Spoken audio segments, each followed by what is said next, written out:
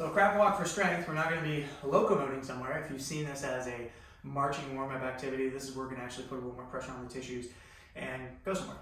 So this is going to typically be programmed for you with your fingers focusing on just being in one direction. So the easiest one is naturally going to be fingertips straight out. Okay, place my feet, elevate my hips, and then that same mechanic that you're doing in the march, I want to have truly all of my force here so that as I take that next step, I can decelerate and get to the other side almost like I'm walking. The number one thing to avoid is just turning this into a penguin walk, which is just kind of clopping down on the heels of my palm. I want to be very active through my fingertips. Position 1, fingertips out. Position 2, fingertips forward. Not a whole lot changes, just trying to be active through my fingertips as I walk forward. Position 3, fingertips straight back. You might find this very challenging. A little different for everyone, but this tends to be the most demanding just because of how open I have to get with my wrists. And then number 4, a little more awkward, and by extension demanding. I get my fingertips facing towards one another.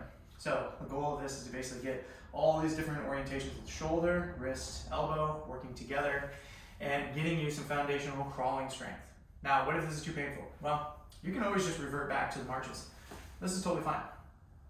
In time, you can go, all right, well now I'm gonna march in place, but my hips are gonna be off the ground for a little more weight, and then you can begin with the coordination of walking forward. In general, you're trying to take your time, you're trying to feel the ground, you're trying to have that tactile awareness. Everything is very methodical. You're trying to treat your hands like feet, interacting with the ground as opposed to just kind of like clopping through like a penguin. Okay? Hopefully that makes sense. And again, you can always regress just back to your marching.